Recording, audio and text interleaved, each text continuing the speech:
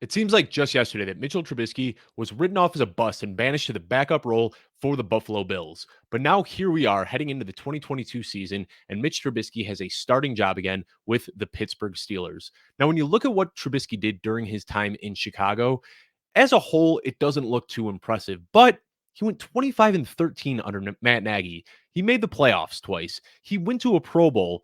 There's some really good things to get excited about here. And obviously, the Pittsburgh Steelers saw something to bring him in. And everybody right now is asking themselves the same question. Can Mitchell Trubisky bounce back in Pittsburgh? I'm Dave Kluge with Football Guys, and I am here to help you break this down a little bit. If you haven't already, be sure to subscribe to the YouTube page. That's youtube.com/footballguys. Not only do we have these short videos coming at you throughout the entire offseason, but we've got all of our full-length shows like the Audible as well. So be sure to check that out, youtube.com/footballguys. First, let's address the obvious here. The core of offensive skill players that Mitchell Trubisky gets to play with right now is probably the best he's ever had. We're looking at Najee Harris out of the backfield, Deontay Johnson and Chase Claypool at wide receiver, and Pat Fryermuth coming off a very strong rookie season as the tight end one over there. But that's not to say that Trubisky played with scrubs in Chicago either. Allen Robinson, Darnell Mooney, David Montgomery, Tariq Cohen, Cole Kmet, even Anthony Miller had some solid years in Chicago with Mitch Trubisky. And you could say that those guys are all above average talent, or at least were at some point. Now, similar to his time in Chicago, one thing that he has working against him in Pittsburgh is the offensive line. They had a pretty woeful offensive line last year, and although they beefed that up a little bit with two interior lineman additions, there's still some things to be worried about there. The one other big similarity is that the Steelers and Bears each have elite defenses that allow them to stay in games and make wins relatively easy to come by if you're a quarterback there. But let me rewind and talk a little bit about Mitch Trubisky for those that don't quite remember. The Bears famously traded up in the 2017 draft, as we all remember. Although most fans expected Deshaun Watson to be the selection there, the Bears went with Mitch Trubisky. And that season, he started 12 games after Mike Glennon got benched early on in the season. Didn't really show too much as a starter and finished the season 4-8 as a quarterback. Then in 2018, the Bears went all in to support their rookie quarterback and their elite defense. Allen Robinson was the lead guy in that free agency class, and the Bears locked him down on a 3-year deal. They traded away a huge package of picks for Khalil Mack and instantly inked him to a long-term deal. Matt Nagy, who was touted as the quarterback whisperer that helped bring out the best in Patrick Mahomes as a rookie, was signed as the head coach.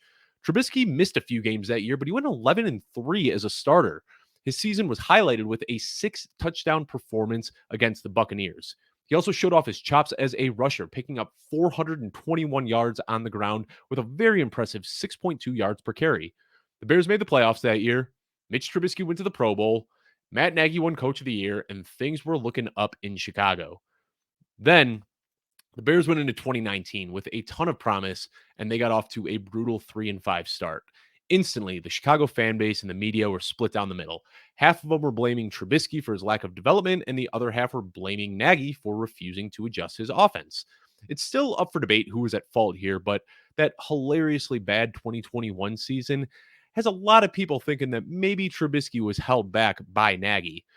The thing with Nagy's offense is that he has a lot of plays that take time to develop. And when you have long developing plays behind a poor offensive line, that doesn't work out too well. And when his offensive line couldn't hold the pass rush off, he refused to do anything, refused to make any changes. Receivers weren't getting open, and Trubisky was regularly under a lot of pressure. This forced him to take more sacks, hyper target Allen Robinson, who was his most reliable weapon at the time, and just start rushing through his progressions. And we never really saw what he did in 2018 again after that. The next couple of years in Chicago were bleak. Trubisky was never able to recapture that 2018 magic, and you kind of know the rest of the story from here. Now let's fast forward to 2022. This offseason, a lot of words of affirmation coming from the Buffalo front office, and Trubisky has him having another shot with the Pittsburgh Steelers. Now, I started off this video talking about the similarities between the Bears and the Steelers, talking about their offensive skill players, their offensive line, and their defense. But the glaring difference between these two franchises is on the sidelines. And I'm talking about the head coach, obviously. Mike Tomlin has a history of proven success and has led his team to 9 playoff runs, 7 division titles, 3 AFC championship games, 2 Super Bowl appearances, and a Super Bowl win. But crazy enough, his teams have never finished below 500. During Tomlin's time in Pittsburgh, we've seen him cater to his personnel. When Ben Roethlisberger was young and had a cannon for an arm, and Antonio Brown and Le'Veon Bell and Mike Wallace and all these exciting offensive playmakers were there, Tomlin had him regularly airing the ball out 40 times a game. And then when Roethlisberger would get hurt, they'd pull back the air raid attack a little bit. They'd start running the ball, play a more conservative offense. When Roethlisberger got up there in age, they pulled back the offense a little bit, went to a quick read offense when Ben Roethlisberger didn't have the mobility and didn't have the arm strength to push the ball down the field anymore.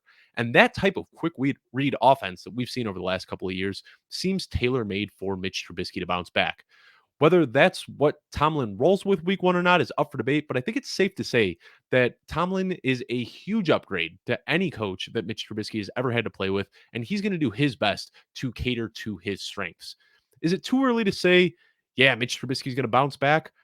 Probably. But when you look at his surrounding talent and you look at his head coach's history of success and you look at the experience that he already has behind bad offensive lines, it's pretty easy to picture a resurgence on the horizon. Right now in fantasy, I'm valuing Mitch Trubisky as a high-end QB2. Now, that's not to say that I think Mitch Trubisky is a top 15 quarterback in the league, but his fantasy production should be at least top 15 on this offense. You've got a lot of playmakers that are going to get yards after the catch and help pad his stats, and then ideally Mike Tomlin will cater to Mitch Trubisky's strength, which is his rushing ability. So, in 2018, when Mitch Trubisky had his good season under Matt Nagy, he finished as the QB10 in points per game. There's no reason to think that he can't eclipse that this year, but I think that that's a pretty good floor to look at for him. With the uncertainty of who they might draft or if they bring in another quarterback, or maybe that we're all wrong and Mitch Trubisky just flat out stinks, I can't rank him up there as a low end QB1. So that high end QB2, right around QB 15 to 18, is really the highest that I can put him right now. It's easy to get caught up in the whirlwind of free agency and make boisterous claims. And I'm not trying to do that right here. But as far as landing spots, talent, and ceilings go, this seems like a match made in heaven. And of all the free agency signings that have happened so far within the first few days, this is one that I think could really, really pay off. Thanks for tuning in, and I will catch you next week.